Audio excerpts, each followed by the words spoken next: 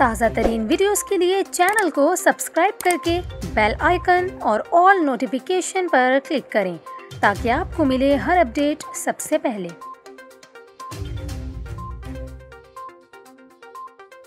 और यहाँ पर आपको खबर दें, साल 2022 का पहला जुज़वी सूरज ग्रहण 30 अप्रैल और 1 मई की दरमियानी शब होगा। महकमा मौसमियात के मुताबिक रवां साल के पहले जुज़वी सूरज ग्रहण का मुशाहिदा पाकिस्तान में नहीं किया जा सकेगा। महकमा मौसमियात ने अपने बयान में बताया कि सूरज ग्रहण का नज़ारा जनूबी अमरीका और अंटार्कटिका में किया जा सकेगा।